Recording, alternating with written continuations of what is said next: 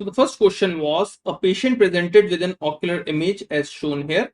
Which of the following biochemical tests can be done to confirm the diagnosis? So this is a biochemistry ophthalmology allied question, and as you can see here, there is a greenish color ring around the limbus. What is this? This is basically KF ring, and also you can see spoke like patterns of the opacity from a central cataract. What is this? This is sunflower cataract. So whenever you see a sunflower cataract and KF ring, we know that we are basically pointing towards the diagnosis of Wilson's disease. And which of the following test is the confirmatory test? It is the hepatic copper concentration. Okay, so this was our first question. We have discussed KF ring, Wilson's disease, and sunflower cataract in our chapter of miscellaneous corneal pathologies. Okay, so the question is straight from the our notes as well as from the videos. The second question is, a 25-year-old male presented to the ophthalmology OPD with chief complaints of nyctalopia, that means night blindness. Which of the following is the most probable diagnosis? So as you can see in the picture, there are pigmented bony spicules, optic atrophy, and thinned vessels, that are the attenuated vessels. So all of them are basically fitting into the triad of retinitis pigmentosa, that is pigmentation, peripheral pigmentation, bony spicules, attenuated vessels,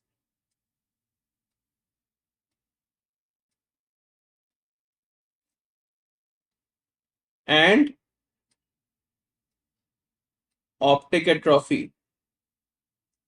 All are pointing towards the diagnosis of retinitis pigmentosa. We discussed the retinitis pigmentosa in our chapter of retinal dystrophy, where we have described all the features, associations. So it is a very important topic. Please read it from there also. The next question was regarding a test which is basically used to detect the binocularity or test the binocularity. The question was, a patient was examined with a Worth-4 dot test in the OPD, and the images that he can see are given below. What is your interpretation? So what we do in a Worth-4 dot test is that we basically put a glasses in front of the eyes, the red glass in front of right eye and the green glass in front of left eye. Now here the person can see only the green lights. Okay, so there is a suppression of the right eye. Okay, so the answer here would be B. We have discussed binocularity, the Bagolini test, and the Worth-4 dot test. And as you can see, I have specifically shown that if there is a right eye suppression, you would see green light. So this question is also directly from our notes as well as videos. The next question was, a patient presented with the diminution of vision and the following slit lamp image 2 years after the cataract surgery. What is your probable diagnosis? As you can see in the picture, there are the opacities behind the intraocular lens. So this is basically the Elshing pearls, which is a type of posterior capsular opacification. So remember a very important point: if you get a diminution of vision few months or years after the cataract surgery, then the differential diagnosis is your posterior capsular opacification or after cataract. But if you get a decrease in vision post cataract surgery within 2 to 3 days or within a week or 10 days, then a very important diagnosis there is endophthalmitis. So do not confuse between them. The various complications of cataract surgery we have already discussed in our app and notes. It is there in the chapter of cataract, and the specific topic was complications, where I have discussed about the after cataract and various other informations and these type of clinical pictures. The next question was, a 2-year-old child presented to the OPD with bilateral chorioretinitis and intracerebral calcification, which of the following is the most probable diagnosis? Now, this is a question where they are asking about the differential diagnosis in a patient who is having a bilateral chorioretinitis, and this is basically they have asked about the infectious cause of posterior uveitis. Remember, this is toxoplasma. Remember, whenever they talk about toxoplasma, you can also get intracerebral calcification. So the answer here is congenital toxoplasma. Remember, in rubella, you do not get a chorioretinitis. What you get is a salt and pepper retinopathy as well as congenital cataract. Okay, so do not confuse between them. We have discussed the various ocular manifestation of systemic disease, and according to me, this is the most important topic in ophthalmology, asking again and again repeated type of questions. So please see there the ocular manifestations of various type of microorganisms, and even in the chapter of posterior uveitis, I have told that the toxoplasma is the most common cause of infectious posterior uveitis, and that basically causes the chorioretinitis.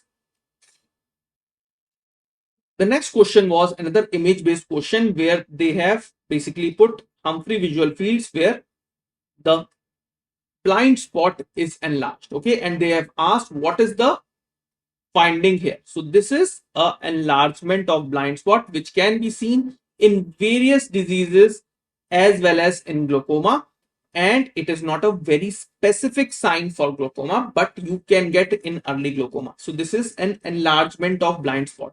Do not confuse it with the paracentral scotoma or sedal scotoma, which are basically seen later, and as well as Renee's nasal step, which is basically not this type of picture. This is the enlargement of blind spot, which was also a previous year question. When we discussed the investigations in glaucoma, I have dealt with the various findings in glaucoma as well as what is blind spot and how it is seen. So as you can see that here I have discussed about the blind spot, and it was in the chapter of investigations in glaucoma. The next question was a patient presented with mental retardation, seizures, thrombotic state, ectopia lentis, amino acid metabolism disorder, and osteoporosis. Which of the following supplements would be beneficial for the patient? So this is also a question which is allied with the biochemistry. An important point that I want to basically tell here is the ectopia lentis, and ectopia lentis is basically seen in the patients of Marfan syndrome, but here they have asked about the amino acid metabolism disorder and the neurological symptoms and thrombotic state. So this is basically a patient who is having a homocystinuria, and we give vitamin B6 supplementation in these patients. Okay, so the answer would be B. I have discussed the various causes of ectopia lentis in our chapter of cataract, and as you can see that here I have basically told about the Marfan syndrome, the Weil-Marchesani syndrome, and homocystinuria as very important causes. So please read this topic very well for your upcoming exam. The next question is a 1 week child presented with early cataract and include refusal to feed, vomiting, lethargy, jaundice, cataract, and sepsis. Which of the following enzyme deficiency is responsible for this condition? Another biochemistry ophthalmology connect integrated question, and they are talking about the galactosemia. And whenever we talk about the galactosemia, remember you can get a cataract there, oil droplet cataract, and whenever there is a galactosemia, the most important deficiency, enzyme deficiency there is galactose 1-phosphate uridyl transferase. So the answer here would be D. And remember, I have basically told you the cataract, various type of cataract appearances in various systemic disorders in our chapter of cataract. Please remember the various mnemonics also that I have given there. So read it from there. Any doubt, just let me know. So the next question they have asked about is a 10-year-old male presented with the clinical picture as shown below.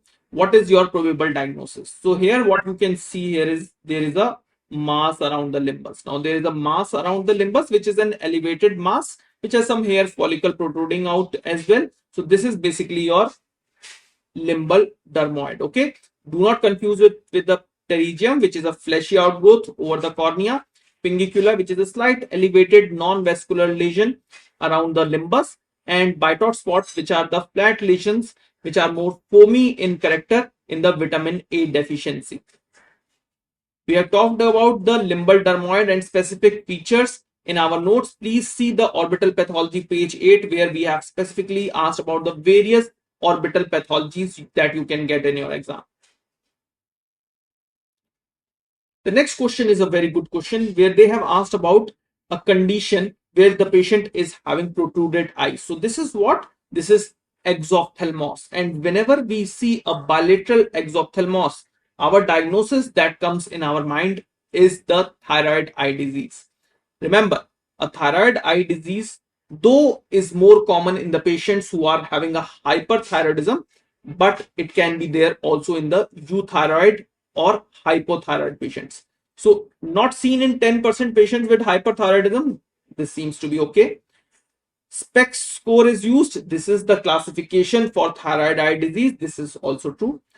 Treatment corresponds to the improvement in thyrotoxic state. Remember, even when your thyroid levels are controlled, still the patient can have the exophthalmos and the findings remain there.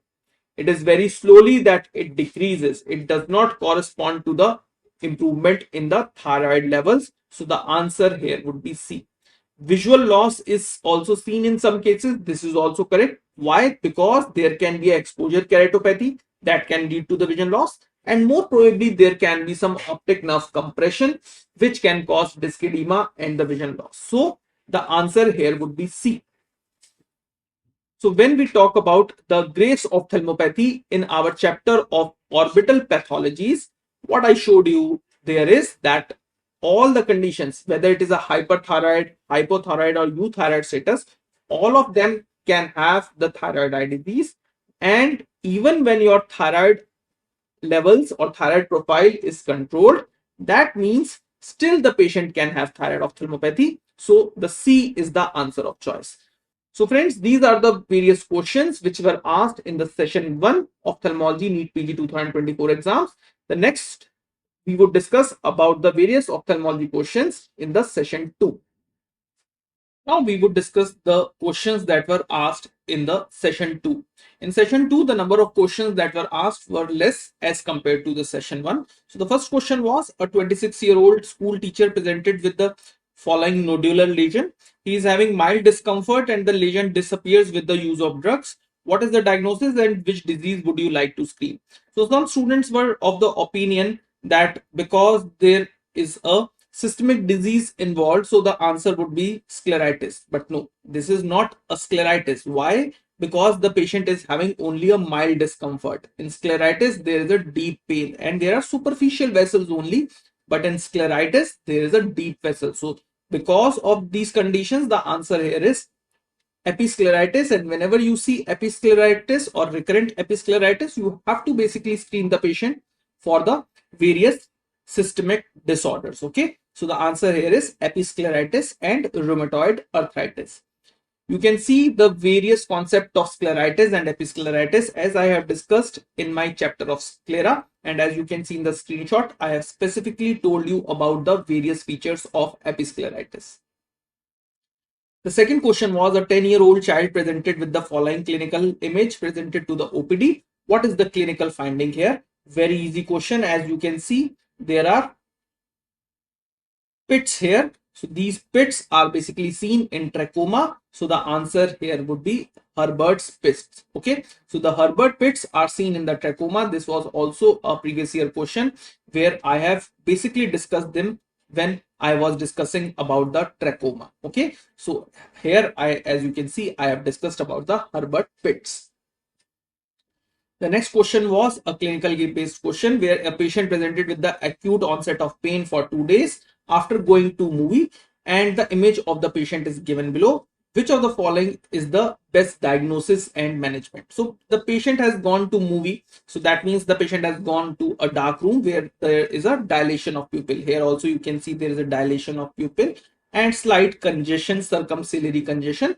So this patient is having a attack of acute angle closure glaucoma. Okay, so this is the acute congestive glaucoma, and whenever you see acute congestive glaucoma, you start the patient on IV mannitol, and then pilocarpine is a very important drug which can basically be used in the patients of acute congestive glaucoma. So I have discussed about the management of both acute congestive glaucoma, angle closure glaucoma, secondary glaucomas, and primary open angle glaucoma in my chapter of glaucoma. As you can see here, I have given the image as well as I have told about the management in these patients as well. Okay. So the next question was, a patient presented with the acute onset of pain for 2 days. The image of the patient is given here. As you can see, there is a festooned pupil, and some students were saying that there is a hypopion also. So whenever you are seeing a hypopion festooned pupil, your answer becomes exactly the acute anterior uveitis. Okay, so anterior uveitis can have hypopion because of the inflammatory reaction, and because of the posterior synechias you can get a festooned pupil. And whenever you see this, start the patient on topical steroids and atropine. Okay, so this is the management of acute anterior uveitis. We have talked about uveitis, the various types of uveitis. So you have got two questions on uveitis this time. One question was on the toxoplasma, where they have asked about the chorioretinitis, and another question on the anterior uveitis and their management. And glaucoma always is a very important topic. Angle closure glaucoma, open angle glaucoma, and secondary glaucomas, one or two questions you always get in your papers. So the next question was, a 2-month-old child presented with the following anterior segment photograph. What is the first line of treatment for the patient? Now, some students were saying that there was a intraocular mass history, and some are saying that the intraocular mass history was not there. So if there was no intraocular mass history, the image was looking like this only, then this is a patient of congenital cataract. Okay, and whenever you see congenital cataract, we have to do a immediate surgery. Now, a unilateral congenital cataract, why the immediate surgery is required? Because if you do not do the immediate surgery at that point of time, this can basically lead to amblyopia in the later half of the life. Okay, so to prevent amblyopia, you have to basically remove the cataract, whether it is a unilateral or bilateral, but unilateral cataract is very, very important to be removed as soon as possible. Some students were saying that it was not a cataract, it was a corneal opacity, unilateral corneal opacity. The answer remains the same, because there can be something like dense amblyopia in these patients. You have to treat them as soon as possible surgically. Now, if the question would have been intraocular mass, then what we would have done is we have basically started the medical management in that patient. That is for the retinoblastoma. Now, congenital cataract and their management I have discussed in detail in my chapter of cataract, and the topic was congenital cataract. At 17 minutes 13 seconds, I have written the time of surgery. It has to be done immediately. Okay, so question again straight from our notes as well as from our videos. So the next question was, a 2-year-old child presented with the leukocoria, intraocular mass, flexor winter stain results. What is the probable diagnosis? It becomes very simple. The answer here is the retinoblastoma. So two questions, similar type of feature. One was asked about 2-month-old child. Second was asked about 2-year-old child. But here the patient is having a intraocular mass, and whenever you see a intraocular mass in an infant or 2 to 5 years of age, basically answer it towards retinoblastoma. Another hint that is given here is the rosettes. Rosettes are also seen in the retinoblastoma. It is not seen in the patient of congenital cataract or medulloblastoma, pinealoblastoma, or retinal detachment. So the answer here is B. We have discussed about the retinoblastoma in detail in our chapter of ocular tumors. As you can see, I have shown a B scan image as well, where I have told that if you see a mass lesion on B scan in an infant, the answer here is most probably the retinoblastoma. Remember, retinoblastoma is more common in 2 to 5 years of age, and if you are getting a retinoblastoma in the 1 year, it has to be basically proven with the help of CT, MRI, and the ultrasound. Usually we avoid the CTs, but the MRI and the ultrasound are the basic investigative modalities that you have to do in these patients. So the next question was regarding a visual pathway lesion, and they have asked about what is type of lesion this is, where they have the hemianopias. Okay, so as you can see, the hemianopias are on the same side. Let's say this is right, left. So the hemianopias are on the right side. So this is basically a homonymous hemianopia. Okay, so whenever you see a homonymous hemianopia like this, think of the optic tract lesions. We have discussed the visual pathway and the various visual pathway lesions in our neuro-ophthalmology chapter, and you can see at 3 minutes 35 seconds I have specifically written the patient is having a homonymous hemianopia. So please see the chapter for determining and understanding the various types of lesions and the visual pathways corresponding to that. The next question was a patient presented with redness, extreme pain, diminution of vision and discharge, who was also using contact lens. Which of the following organism is most probably the cause here? So whenever you are seeing a contact lens and you are seeing an infection because of the contact lens, there are two organisms which are most important. One is the Pseudomonas and other is Acanthamoeba. So Pseudomonas was not in the option, so our answer becomes straightforward Acanthamoeba. Another important hint that is given here is extreme pain. So remember, a very important characteristic of Acanthamoeba keratitis that the patient get extreme pain. So the answer here is Acanthamoeba. So after a lot of years, we have got a question again from the corneal ulcers. And as you can see at 39 minutes 46 seconds, I have specifically written the contact lens induced keratitis. Very important organism is Acanthamoeba. So please see this chapter of corneal ulcer. If you have any doubts, you can just let me know. So with this, we end the various questions which were asked in our exam. If you have any doubts, you can put it in the comment section. And we have 100% success rate of all the questions and the topics from our notes as well as from our videos. Do subscribe to our app. If you have any doubts, we are always there for you. All the best.